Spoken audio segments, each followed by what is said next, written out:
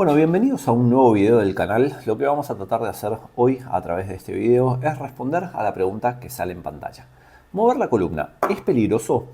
Y la razón por la cual me surgió la necesidad de hacer este video es porque el otro día estaba hablando con una alumna que empezó a entrenar con nuestro programa y una de las cosas que me dijo antes de empezar es que ella tenía entendido o tenía esta idea, este concepto de que cuando vamos al gimnasio, cuando entrenamos o cuando vivimos la vida en general, hay que siempre tratar de evitar mover la columna porque la columna no está diseñada para el movimiento, bla, bla, bla. Y todas estas cosas obviamente son cosas que les fueron dichas o transmitidas en general por médicos, traumatólogos, neurocirujanos. Entonces, ¿mover la columna es peligroso? La realidad es que no, mover la columna no es peligroso, ¿sí? Y ahora todo este mito y esta idea de que la columna no está diseñada para moverse, etcétera, etcétera, puro verso. Y ahora vamos a tratar de ver con razones concretas y con razones específicas por qué mover la columna no solamente no es peligroso, sino que es necesario. Razón número uno, razón estructural, ¿sí? La columna vertebral de los seres humanos tiene 24 segmentos móviles y sí está diseñada para moverse. Y esto es muy simple, es una cuestión de naturaleza y evolución pura. Si la columna vertebral no estuviera diseñada para moverse, esos segmentos móviles no estarían ahí presentes. ¿Sí? Si la columna vertebral no estuviera diseñada para moverse, no se movería. Las cosas que en el cuerpo humano, las únicas cosas que en el cuerpo humano no están diseñadas para moverse son las que no se mueven. Razón número 2, nutrición de los discos, ¿sí? Los discos intervertebrales, este es un dato que no sé si sabías, pero los discos intervertebrales no tienen irrigación sanguínea propia. Entonces, para nutrirse, ¿sí? Para recibir agua y para recibir nutrientes, dependen de un proceso que se llama difusión osmótica, ¿sí? Entonces, los discos vertebrales actúan cuando se mueven, ¿sí? Los discos intervertebrales se aplastan y se vuelven a inflar como si fueran una esponja. Y en ese proceso, ¿sí? De aplastamiento y ensanchamiento absorben nutrientes de los vasos sanguíneos que están en las vértebras y que están alrededor, ¿sí? Entonces, los discos intervertebrales, cuando la columna vertebral no se mueve, este proceso de difusión no sucede y por lo tanto no reciben ningún tipo de nutrientes. El movimiento de la columna es fundamental para este proceso de difusión y que los discos se nutran de los vasos sanguíneos de las vértebras. Tercera razón, mantenimiento, ¿sí? Como dice acá el slide, el movimiento favorece el mantenimiento de la matriz colágeno, proteoglicanos, agua y evita la degradación de la estructura del disco, ¿sí? Entonces, si pensamos desde un punto de vista estructural, los discos intervertebrales están fundamentalmente compuestos principalmente de agua, de proteoglicanos y de colágeno, ¿sí?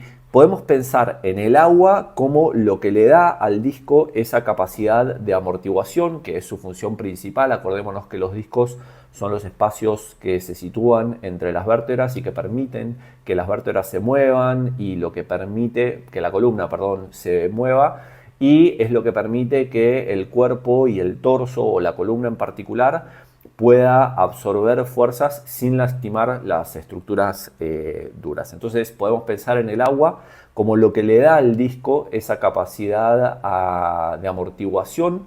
Podemos pensar en el colágeno como los filamentos que forman la pared exterior del disco. Esos filamentos o esos hilitos tienen que estar firmes, tienen que estar estables, tienen que estar ordenados para evitar que la pared del disco que contiene al núcleo se fisure o se rompe.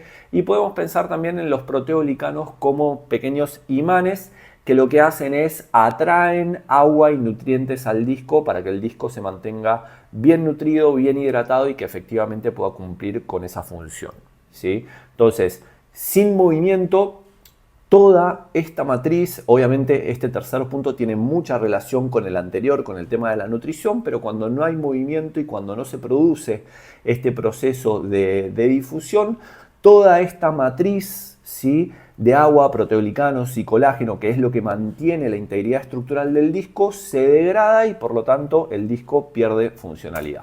Razón número 4, atrofia muscular. El reposo afecta de manera negativa a la musculatura paravertebral profunda y produce atrofia e inhibición de músculos estabilizadores, ¿sí? Entonces, lo que no se usa se pierde. Si nosotros dejamos de mover la columna, nuestro cuerpo y nuestro sistema motor deja de usar los músculos que se involucran en el movimiento de la columna, porque acordate que esos músculos sí existen, como vimos en el punto número 1, el cuerpo humano tiene músculos que se encargan de mover, de estabilizar la columna. Si dejamos de usarlos, eventualmente lo que va a terminar pasando es que va a haber atrofia, va a haber rigidez, va a haber tensión crónica y un montón de cuestiones que van a hacer que la salud de la columna vertebral en general se vea afectada de forma negativa, obviamente. Quinta razón, pérdida de control neuromuscular. Y ahí puse una cita que lee o que dice: el cerebro protege lo que no controla, ¿sí? Y esto es fundamental.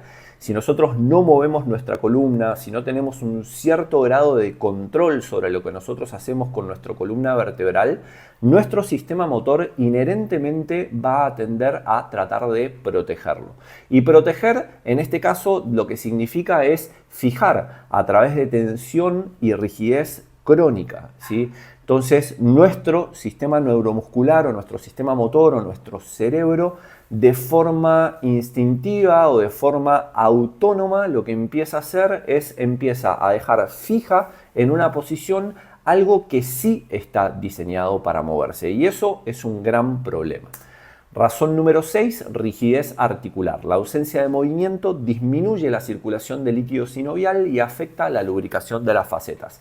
Y acá entramos en un montón de problemas, ya no tanto relacionados específicamente a los discos intervertebrales, pero sí relacionado a las facetas, que es la articulación o las articulaciones de la columna. Estas cositas que se ven por ahí atrás, en este dibujito típico de una columna vertebral, esas cositas que salen para atrás son las articulaciones que se encargan de mover la columna y que se encarga de mover las vértebras. El líquido sinovial es fundamental, como en cualquier articulación sinovial, es fundamental para que esas articulaciones estén bien lubricadas y que tengan y que logren fluidez a la hora de moverse, ¿sí?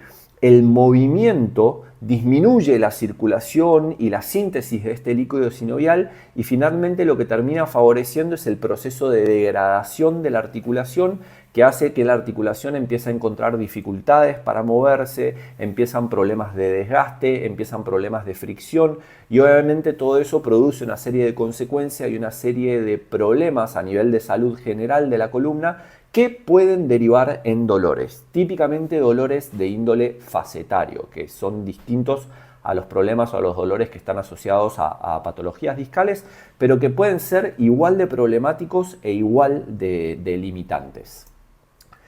Séptimo punto o séptima razón, tolerancia global a la carga. Y esto es fundamental, esto aplica no solamente a la columna vertebral, en realidad aplica a la generalidad del cuerpo humano y a todas las articulaciones.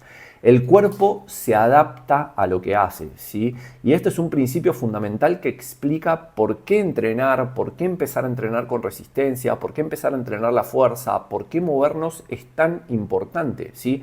Porque si nosotros lo que estamos pretendiendo es vivir nuestra vida en movimiento, expresar movimiento natural y sin dolor como consecuencia de nuestras rutinas diarias, lo que tenemos que hacer es preparar a nuestro cuerpo para poder tolerar ese nivel de exigencia sin que exprese dolor y que eso se adapte o sea parte de la experiencia de normalidad de nuestras vidas. Y como el cuerpo se adapta a lo que hace, no podemos pretender que el movimiento de nuestra columna no produzca dolor si nosotros no preparamos a nuestra columna para moverse. Es un poco contraproducente, ¿no? Porque esta idea de que la columna no debe moverse o que la columna debe estar siempre inmovilizada, etc., es completamente contradictorio con lo que sucede en la vida cotidiana o en la vida normal de una persona que vive en movimiento. Nuestra columna se está moviendo todo el tiempo. Entonces tenemos que preparar para moverla y tenemos que ayudar a que nuestro cuerpo se adapte a lo que nosotros eventualmente vamos a terminar haciendo en nuestra vida cotidiana. Y como en nuestra vida cotidiana la columna la vamos a mover, tenemos que preparar a la columna para moverse. Vivir con la columna fijada o con la columna rígida es imposible porque significaría o implicaría que nosotros tendríamos que ir por la vida viviendo como robots, todo el tiempo con el cuerpo derechito y manteniendo la columna estática cada vez que tratamos de hacer algo. El nombre del juego, exposición progresiva al movimiento y a la carga. Que la columna se pueda mover, que la columna sí esté diseñada para moverse, no significa que una persona que está lastimada o que está limitada por una lesión mecánica o por un cuadro de dolor tenga que salir a moverse como loco, a cargar y a hacer cualquier locura adentro del gimnasio, ¿sí? El nombre del juego, como bien dice acá, es exposición progresiva al movimiento y a la carga. Y en realidad este criterio de sobrecarga progresiva es un criterio básico de cualquier programa de entrenamiento, debería estar presente en cualquier programa de entrenamiento y significa que si estamos limitados en la capacidad que nuestro cuerpo tiene de mover la columna y de tolerar las cargas, tenemos que empezar de a poco y tenemos que empezar a progresar. Tenemos que ser muy criteriosos y muy responsables a la hora de elegir los ejercicios con los que trabajamos, elegir los patrones de movimiento, elegir las cargas, elegir los volúmenes y de forma guiada y supervisada empezar a exponer a nuestra columna y a nuestro cuerpo al movimiento para que eventualmente eso que empieza a poquito empiece a progresar y sea lo que nos permita desarrollar una columna vertebral móvil, fuerte, saludable y resiliente, ¿sí? Que son características básicas, fundamentales y características de mínima que vamos a necesitar para poder vivir sin dolor, para poder convivir con cualquiera sea la lesión mecánica que esté generando nuestro cuadro de dolor y para que podamos recuperar una calidad de vida normal, ¿sí? Muchísimas gracias a todos por su atención. Eso fue todo por el videito de hoy. No se olviden que si quieren más información de Proyecto Columna, más información sobre nuestros programas o si quieren agendar una videollamada 1 a 1 conmigo, toda la información que necesitan está disponible en nuestra web www.proyectocolumna.com. Los espero.